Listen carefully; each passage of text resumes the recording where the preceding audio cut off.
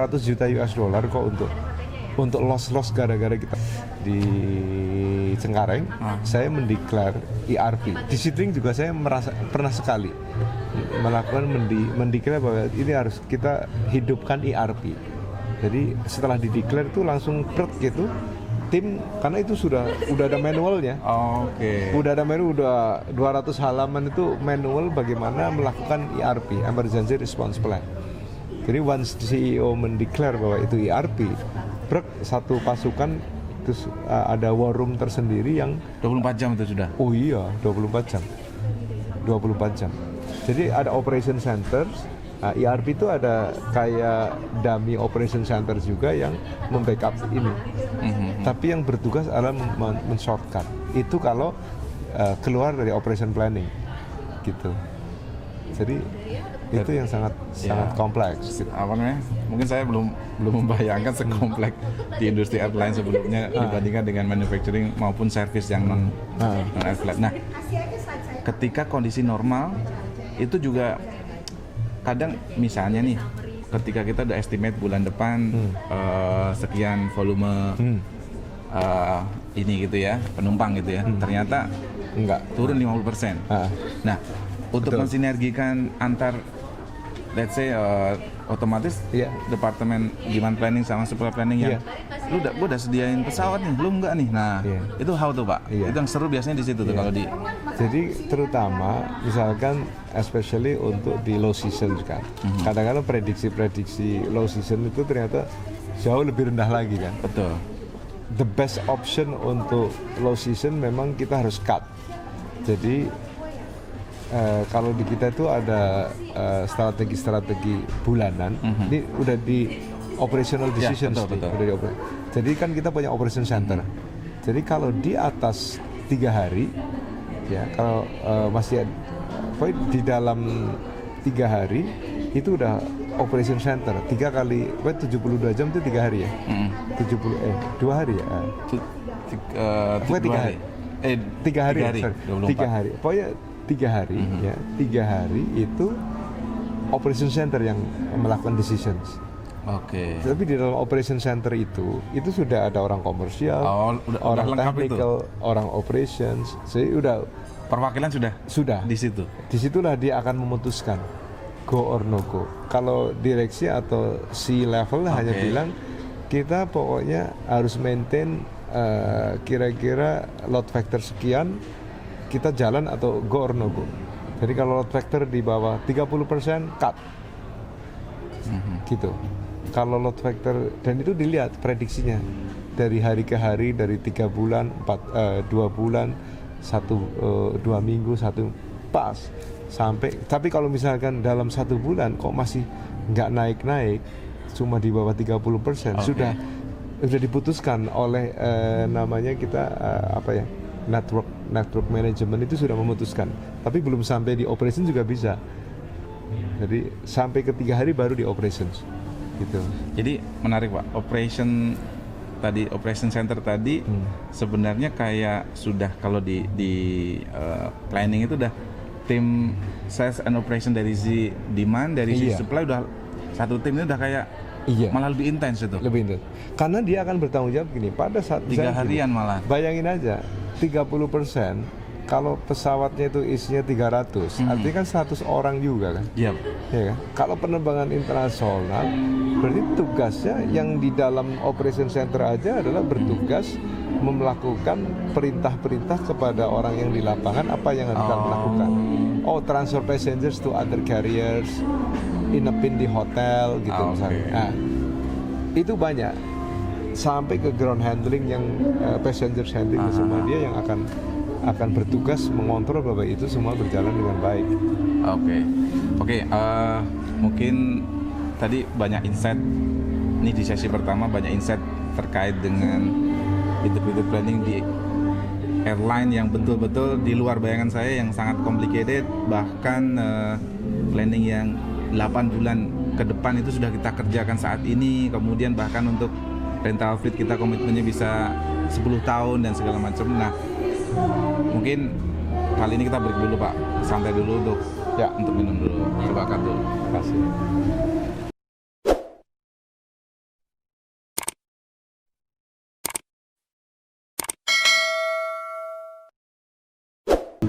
tadi mensinergikan antara demand kemudian dari supply. Nah, kalau dari sisi manajemen itu Bapak memastikan bahwa apa yang tadi dari strategi monthly kemudian jadi weekly itu berjalan dengan baik, tidak tiba-tiba tahu di belakang oh ternyata nggak achieve gitu. Itu gimana Pak biasanya Pak? Jadi memang ya karena kan kita udah tahu ritmenya ini. Satu, kita udah tahu seasonality-nya. Kita sudah tahu pattern-nya.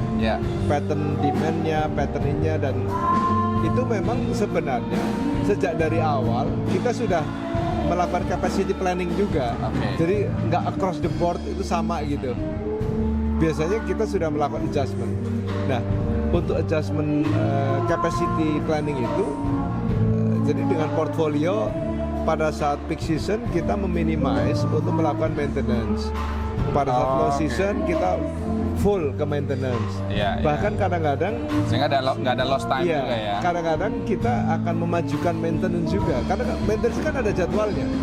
Berapa cycle, berapa hours dia harus masuk. Dan itu juga sudah harus diplan dalam 5 tahun ke depan. Jadi waktu menurunkan dari fleet plan itu udah termasuk maintenance juga. Production hours dalam 5 tahun itu berapa? Per tahunnya itu berapa? Karena perlu book GMF-nya atau apanya betul, itu ya. Betul.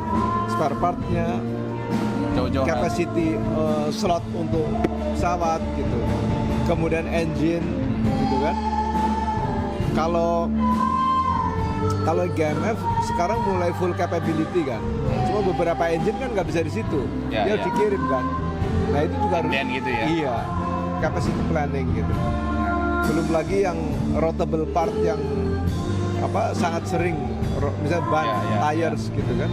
Itu kan very frequent to be replaced gitu. Jadi memang dari situ kita harus benar-benar melakukan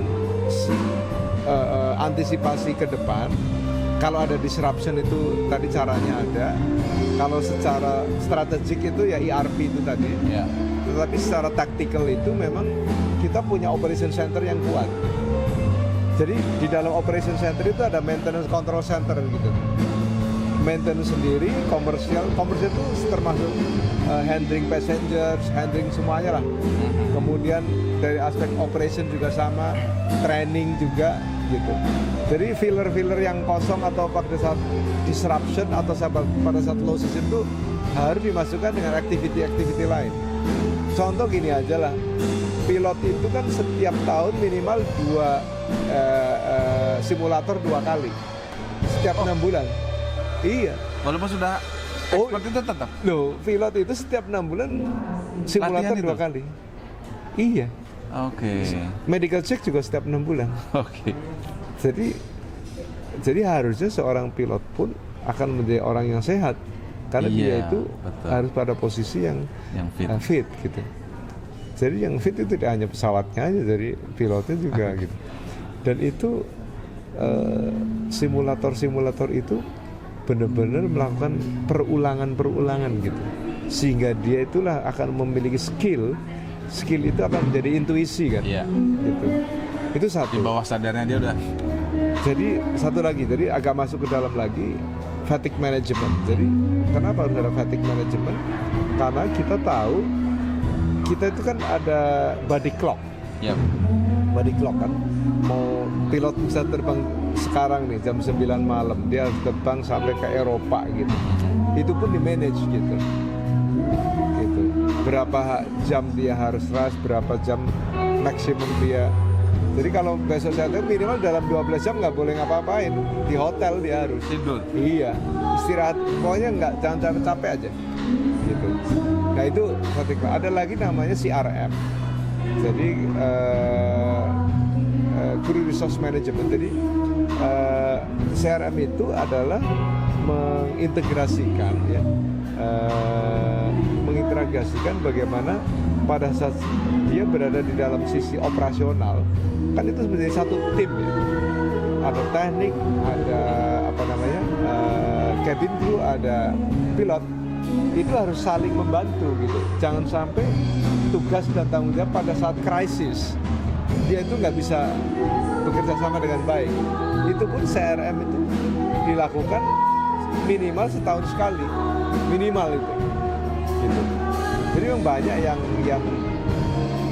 jadi ibaratnya apa sih, kalau di pabrik itu kayak dikalibrasi gitu. Iya. Jadi kalau mesin ini kan pilot itu bagian dari mesin, engineer bagian dari, jadi kayak dikalibrasi dengan cara training gitu, dengan cara training. Yang dikalibrasi orang plus Iya. engine gitu. Engine persis seperti itu. We have to calibrate gitu. Nah itu yang Kalau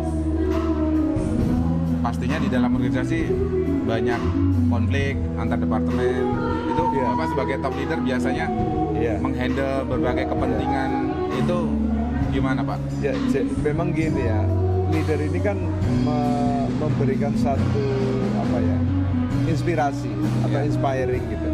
Jadi memang yang pertama itu we have to have apa ya, same language gitu loh. Bahasanya harus sama, itu satu. Bahasa sama, Frekuensinya sama. ya, bahasa sama itu pertama dari value yang tadi, corporate value-nya harus dipegang teguh.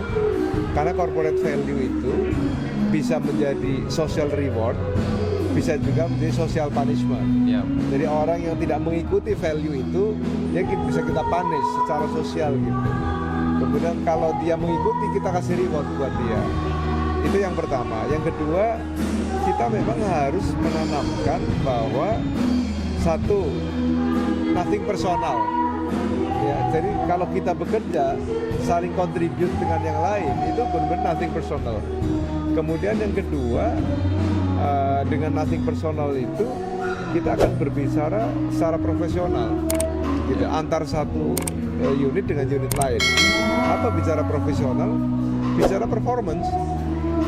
Dan untuk ngomongin performance, misalkan kolega atau mitra kita itu yang saling kontribusi, we are not blaming gitu. Ya. Ya, we are not blaming. We look for the overcoming gitu. Ya, solution. Instead of blaming is overcoming gitu. Untuk mengovercome bagaimana sebenarnya yang ada gitu. Nah, itu yang akan menjadikan membonding gitu ya, bahwa tim kita itu benar harus benar yang value-nya sama, ritmenya sama, dan yang diomongin cuma masalah performance. Karena ini nothing personal, gitu, nothing personal. Itu yang penting. Dan yang satu lagi yang perlu ditanamkan ya, dan ini saya tanamkan juga di Airfast juga, itu bahwa kita tuh ada 3 yang harus kita layani sebenarnya. Satu, customer udah pasti. Oke. Kedua, employee, karena kita sesama employee itu saling melayani. Ketiga, satu, company. Orang Maksudnya itu apa tuh? company itu gini loh. Sebenarnya ujung-ujung kan gini. Company is looks like a living organism. Oke. Seperti makhluk hidup, gitu kan. Dan kita adalah bagian dari makhluk hidup itu. Kita bagian dari sel-sel perusahaan yang saling mengkontribusi sehingga makhluk hidup sehat atau tidak. Nah, bagaimana cara melayani perusahaan? Kita harus ingat di atas kepentingan kepentingan perusahaan itu di atas kepentingan pribadi. Oke. Gitu. Karena kita yakin perusahaan itu akan mengkompensate atau memikirkan kepentingan kita gitu. Oke. Dan itu yang saya sekarang ditumbuhkan untuk di Airfast khususnya. You are not serving the customer only. You are serving others employee, you are serving for the company juga. Jadi kadang-kadang gini, kan perusahaan punya rule, perusahaan punya aturan main. Siapa yang kita serve? Bukan employee, perusahaan yang kita lagi serve. Iya. Gitu. Ini angle baru yang saya baru temukan di Airfast. Ini saya juga baru dengar nih Pak, bahwa biasanya kan kita serve shareholder, customer, perusahaan juga. Nah, ini serve company ini kayaknya karena gini, baru nih bagi saya. Sebenarnya gini, shareholder udah pasti kepentingan di company, ya kan. Tetapi kan orang kita kan nggak kebayang shareholder ya pemegang saham betul. Tetapi sebenarnya yang dia serve adalah company as a living organism. Yang saya selalu ketok hatinya dari orang itu, look at us bahwa kita itu kayak sel hidup. Kalau Anda sakit, ini bisa nular ke saya. Sel yang sini sakit menular saya dan menular ke dia. Toksiknya bisa ke mana-mana. Dan itu living organism itu akan menjadi sakit semua gitu. Dan itu we are serving the company as a living organism. Jadi itu adalah sesuatu perspektif baru yang harus dilihat oleh karyawan, bahwa dia itu again hidupnya itu dari perusahaan loh. Gitu. Saya selalu membagi itu. Kali-kali mau tambah lagi minumnya? Saya boleh nggak ini? Aqua? Iya, nggak dingin ya? Iya, nggak. Jadi saya selalu bilang apa namanya? Apa tadi putus ya? Living organization. Living organism. Organism. Jadi organisme. Jadi kenapa? Saya selalu bilang gini, pada saat Anda memiliki value yang berbeda satu dengan yang lain, ini makhluk hidup ini akan berperilaku aneh gitu. Karena sel-sel kehidupan di dalamnya itu nggak benar gitu. Nah itu yang harus kita tularkan kepada mereka.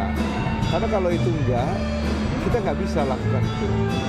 Kita bisa lihat 3 hal. Seseorang itu bisa kita build nggak, ya kan?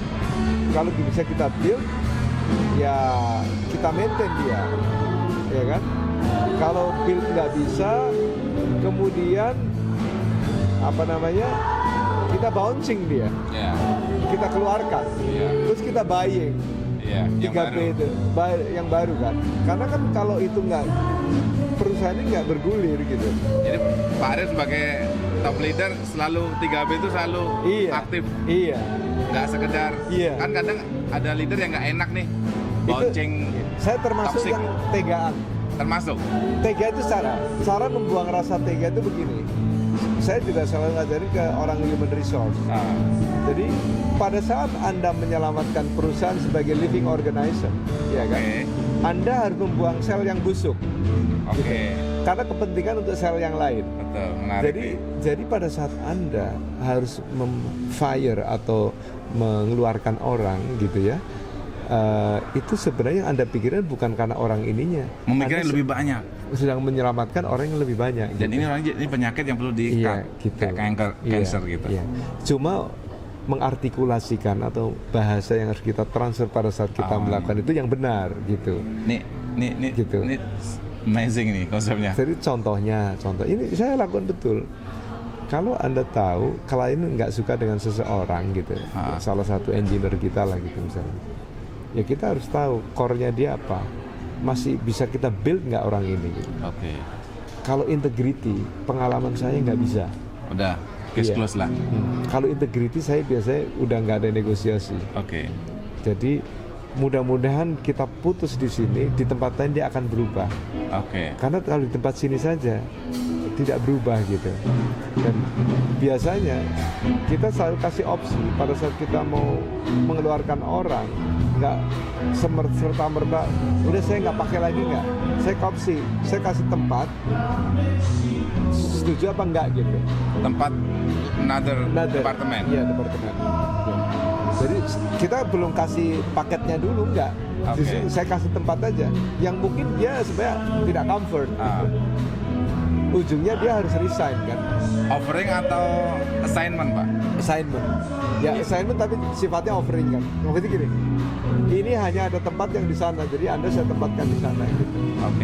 Ini dan perusahaan kebutuhan sementara ini seperti itu. Kalau dia merasa bahwa itu nggak fit kepada dia, saya nggak ada tempat lagi gitu.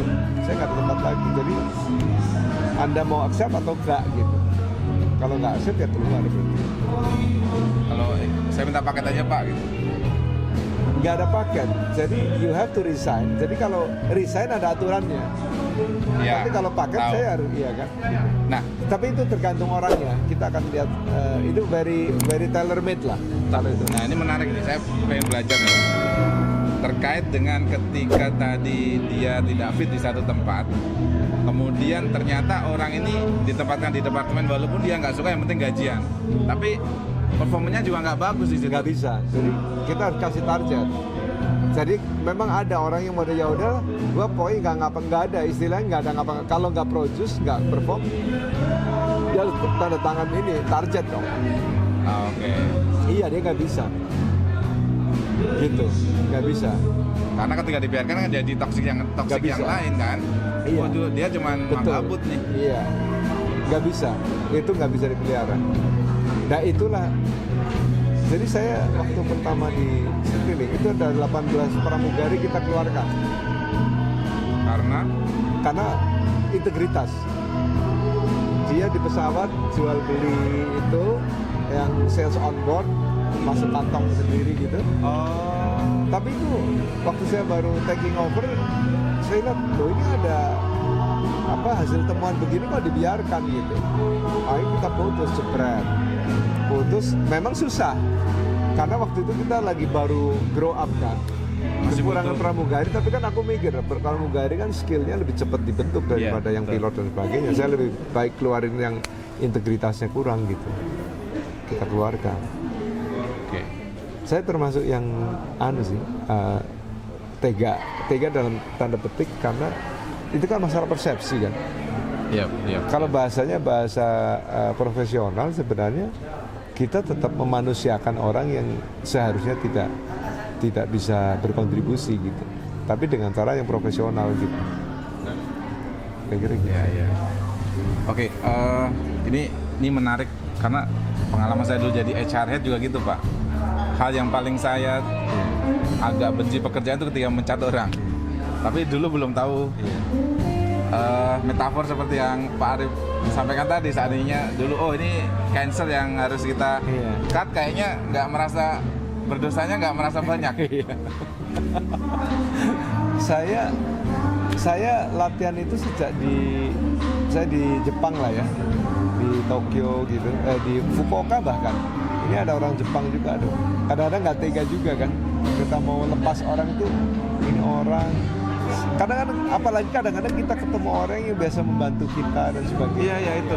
Mulai kenal gitu, kenal keluarganya gitu. Iya.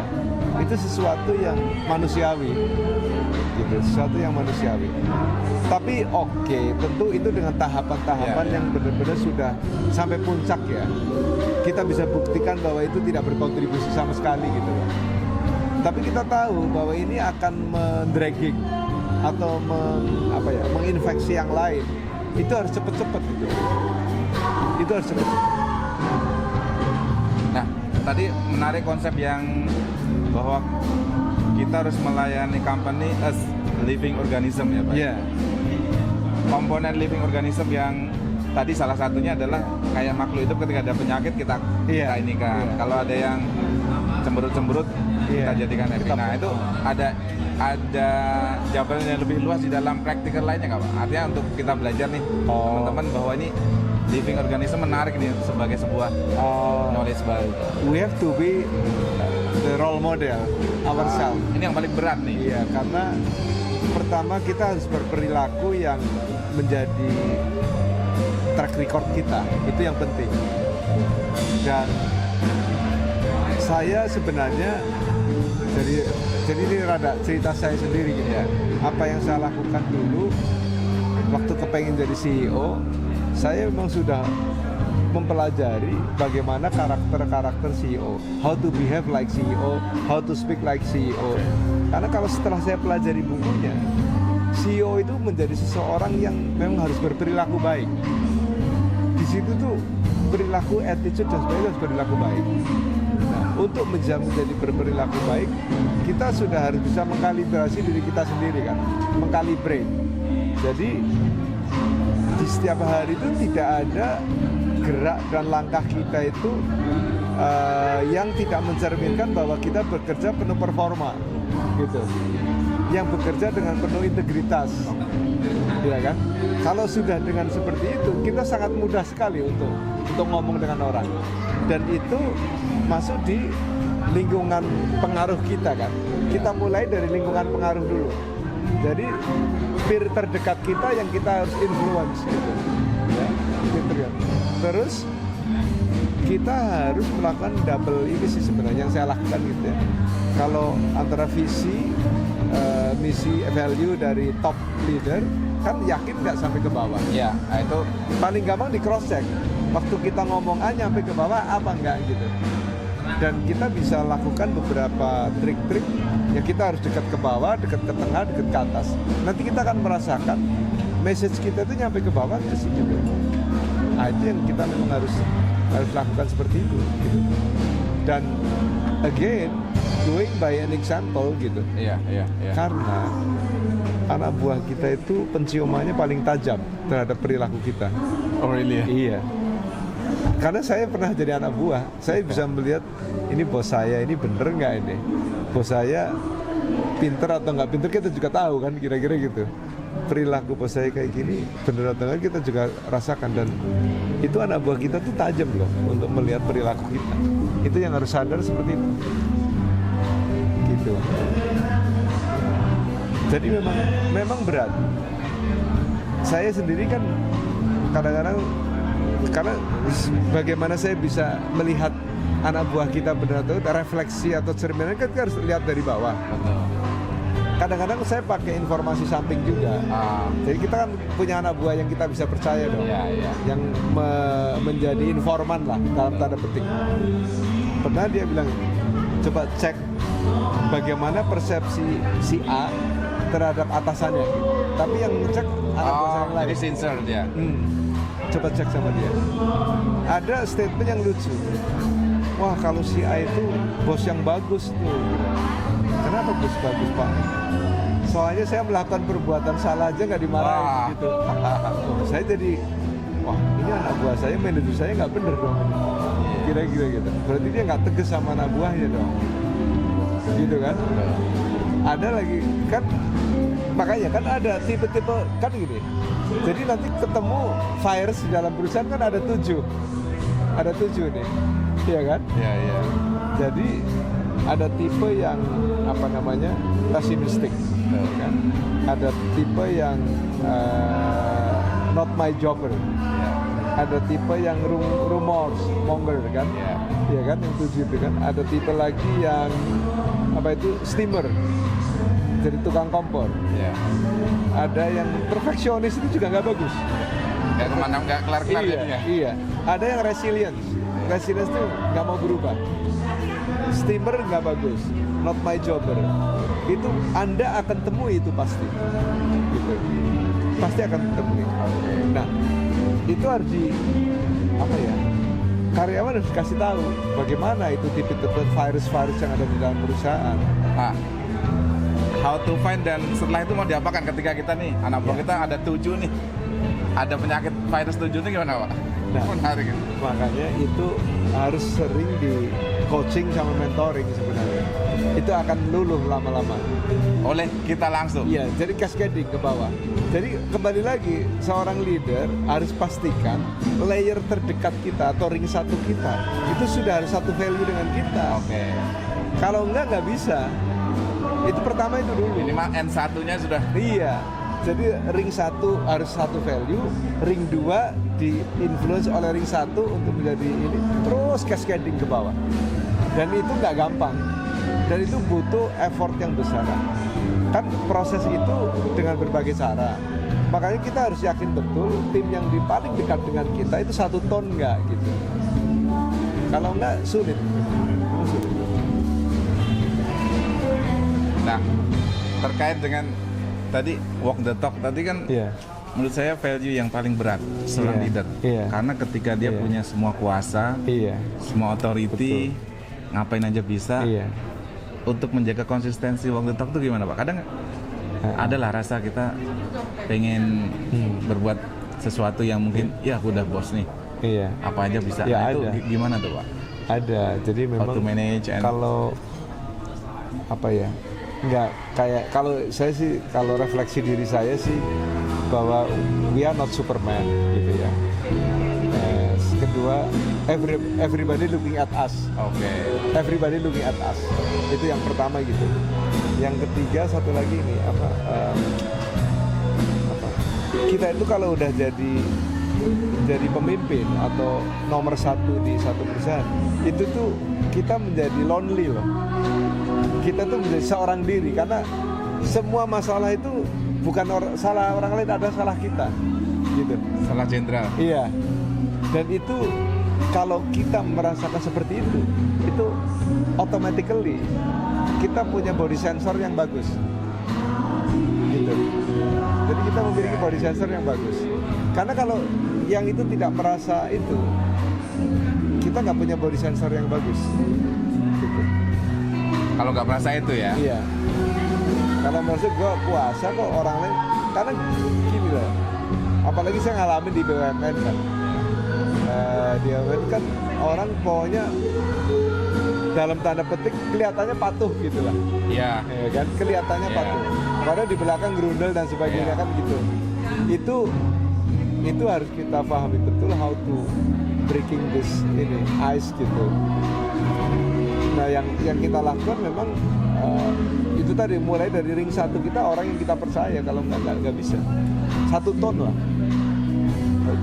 kalau nggak sulit gitu. Ya karena betul pengalaman saya juga di organisasi itu kadang antara CEO dengan N1-nya ternyata value-nya jauh gitu. Iya. Apalagi tiba-tiba ada mungkin CEO baru segala macam punya value yang lain. Iya. Itu jadi orang bicara sama CEO jadinya gini, yaudah terserah dia deh. Iya. Karena kayaknya value-nya beda nih. Jadi nggak jalan tuh strategi-strategi apa yang dibilang cuma yes tapi mengeksekusinya nggak sepenuh hati gitu kan. Nah itu nggak akan smooth tuh. Kalau CEO kayak gitu nggak akan smooth tuh. Biasanya kalau Bapak di tempat baru, kalau di tempat lama kan sudah tahu nih karakter Iya. masing-masing. Untuk tahu oh ini kayaknya value-nya sama, klik atau ini Bapak biasanya Ya kan kita perlu test the water juga kan. Test the water. Jadi nggak pertama kita melalui proses mendengar dulu sih, gitu loh. Karena kembali lagi, I'm not a Superman. Biasanya saya metodenya gitu. I'm not a Superman, jadi saya harus mendengar gitu. Perbanyak mendengar di awal. Gitu. Kita sudah punya hipotesa gitu, tapi mendengar itu penting gitu. Mendengar itu penting. Hipotesa itu bisa salah soalnya. Karena dulu saya juga nggak predik gitu. Oh ternyata karakter di charter dengan ini bisnis lain. Oh ternyata ada apa ya, simpul-simpul yang kita harus touch gitu ya, yang berbeda dengan yang di airline bisnis gitu ya. Karena nature of atau bisnis modelnya itu berbeda gitu. Pak, ini listening yang efektif pengalaman Bapak biasanya gimana Pak? Gini, sebenarnya prosesnya juga interaktif. Oke. Lebih cenderung kalau ibaratnya kita kayak lagi ngobrol gitu, pertama kita minta dia menceritakan dulu kan, menceritakan. Nah, dari proses menceritakan kita bisa scanning nih, Oke. tipe orang ini kayak apa gitu, Iya. ya kan, tipe orang ini. Habis itu kita cross check statement dia itu kira-kira konsisten atau sama dengan yang dipersepsikan oleh orang nggak gitu. Oke. Itu harus kita lakukan itu. Saya biasanya atas bawah gitu, samping kanan kiri, jadi cross check gitu.